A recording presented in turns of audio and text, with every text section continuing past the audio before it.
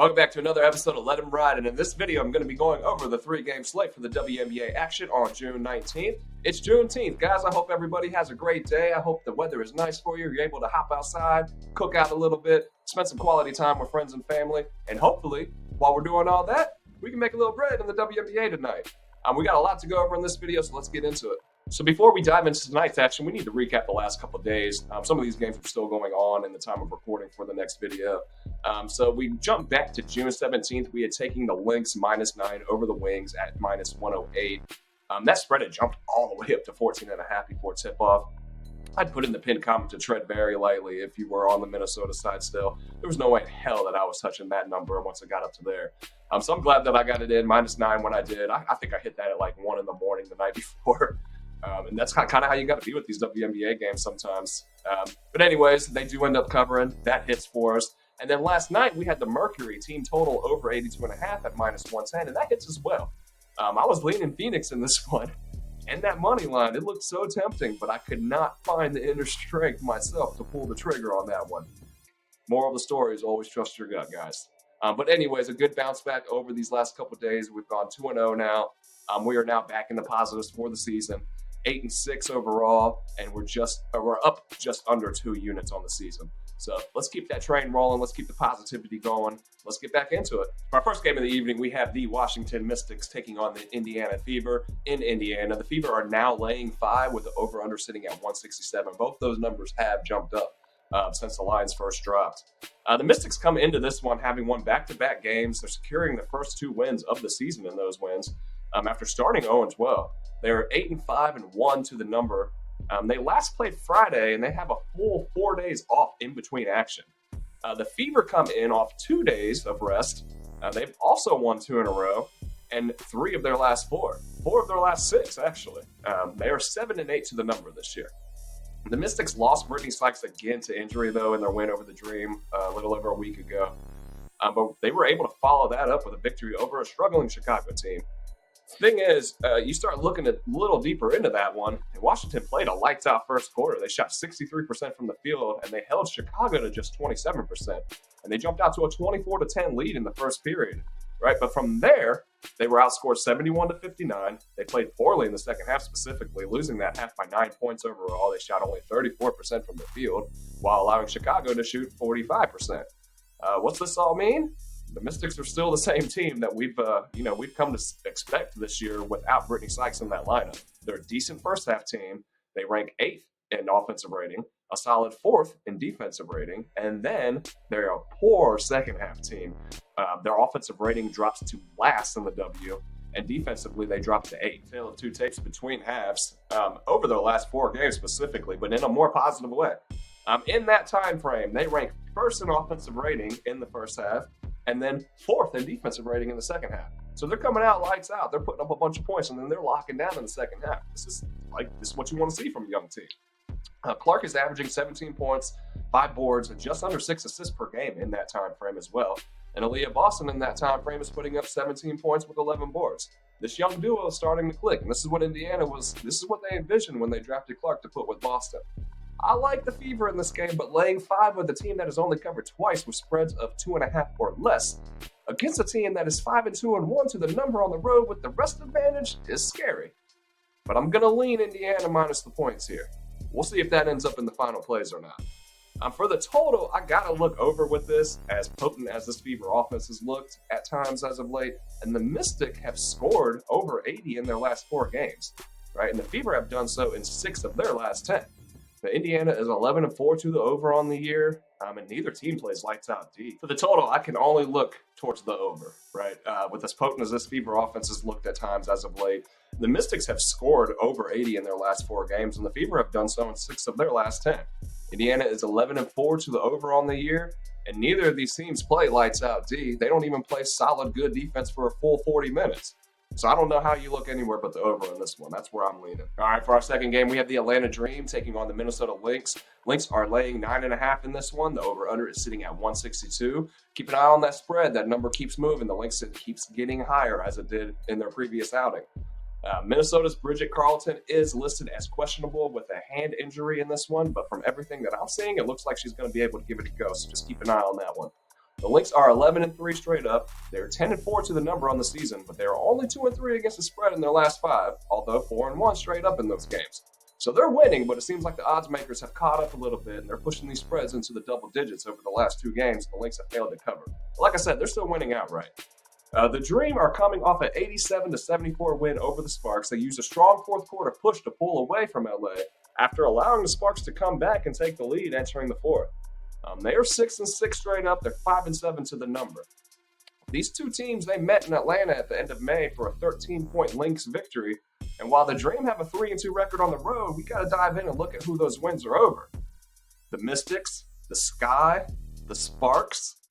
It's not exactly something to write home about. So I'm taking the Lynx to win this one at home and cover that 9.5-point spread. For the total, Atlanta is giving up 84 points in their last 3 games, with Minnesota only allowing 73 points in their previous 4. So, you look at the pace per 40 minutes throughout the season to date, both of these teams are playing pretty methodically, right? The Dream are 10th in the W in pace, the Lynx are 11th. Minnesota should be able to score in chunks, though, if they want. But I think this defense of theirs stifles a Dream team that's been inconsistent scoring the ball this year. They have hit over 80 points in their last 4 games, but I see some regression here playing against Minnesota. So despite the Lynx' ability on the offensive side as well, I like the under here. And for our third and final game of the evening, we have the Seattle Storm traveling to Vegas to take on the Aces. Las Vegas is laying 6.5 in this one, with the over-under sitting at 171. Look, that spread right away, I'm like, okay, Chelsea Gray is expected to suit up and play in this one. But, like, does that warrant jumping that spread up to 6.5 when Vegas has struggled the way that they have? I don't know, man. I don't know. Vegas is 6-6 straight up. They're 3-9 to the number. They're only 2-5 in their last 7 straight up. They're 1-6 against the number in that time. They're giving up the second most points per game in that span. They have the second to worst defensive rating, and they're also giving up the second most threes. So to me, it feels like this spread is where it's at, based off the names on the team, based off the team itself, and the fact that they're back-to-back champs. But we haven't seen that from them this year. Now, I know Chelsea Gray is going to give them a huge boost, but like that much in her first game back? I don't know. I'm not getting behind it personally. The Storm are 9-5, both straight up and against the number. They're only allowing 78 points per game on the year, and they're third in defensive rating. Seattle won the first matchup between these two on account of a combination of excellent defense and poor shooting from Vegas. The Aces were within 1 in the fourth quarter of this game, but then they were held to 4-15 from the field and missed all of their 7 3-point attempts in the last period. So like I said, maybe Chelsea Gray, maybe that's the reason why this number is where it's at. But I'm fading Vegas, man. Until they give me a reason to put my money behind them, they're not catching me slipping again. They got me a couple games ago. I'm cool, man. I'm cool on Vegas until they show me otherwise. The Storm are better on the defensive end. They're first in rebounding. They're third in offensive rebounds. While the struggles from the Aces D have been well documented to this point, and they're currently last in offensive rebounding, I'm just more comfortable getting behind the Storm, especially if you're going to give me 6.5 points. Shoot, I'm leaning Seattle. For the total, I'm leaning over. The Aces and Storm play at the fastest paces in the W. They're ranked first and second, respectively. However, Vegas was completely stifled at home by the Storm defense in their last meeting, failing to score more than 16 points in 3 separate quarters of play. They shot only 31% from the field, 27% from deep. But I expect some positive regression on both sides. Seattle, they only shot 36% from the field and 30% from deep in that game as well. They landed well below this total, finishing at only 143 in that one. But the Lynx and the Liberty sandwiched the Storm in terms of defensive rating at second and fourth, and Vegas was able to get 80 or more against each of these teams. The Storm had feasted on the other 3 teams in the bottom 4 of the league in terms of defensive rating, which Vegas is a part of. Seattle is averaging just under 94 points per game in those 4 games. So I'm leaning over, and I'm going to look at the Seattle team total over as well. It's sitting at 82.5 right now, so it's minus 110. I can't see this Vegas defense holding the Storm under 83 points. I can't see it personally. I think that Seattle can get up over 85 into that high 80s mark. Like I said, they're averaging 94 points per game in their 4 games that they played against these bottom teams as far as defensive rating. So I'm going to lean over, and I highly, highly think that the Seattle team total over is going to end up in my final place as well. All right, that's just about going to do it here for another episode of Let 'Em Ride. I appreciate the patience and waiting for me to get this video up today.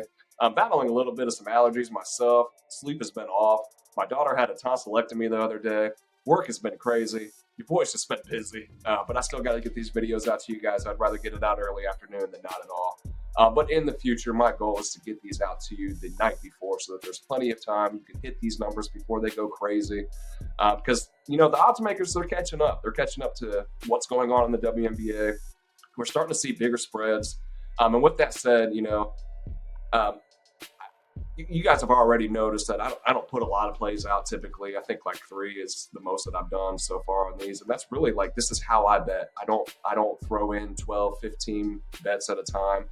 I'm not a volume bettor. I like to bet responsibly. I like to bet for profit. And, you know, I keep it between 2 and 4 usually. But with these spreads getting the way they are, you know, expect to see 1 and 2 plays from me. If you see more than that, it's a great slate. So with that said, be sure to check down below in the pinned comment later on for any plays that I'm rolling with in this one. You can choose if you'd like to ride along or if you want to fade me. And whatever you decide to do, please put it down in the comments there later on. I want to see where you guys' heads are at as well and what you guys are rolling with, what you cooked up. And if you made it this far into the video, I appreciate it. We had a lot to go over in this one. And I appreciate you guys listening to me ramble on and on about ball. Pause. But with that said, if you liked it, you liked the content, please hit like, please hit subscribe if you can, if you haven't already, and please share. Thank you very much, guys. I appreciate you guys' support on the channel. I appreciate you tuning in and listening to the video. And I'll see you on the next one.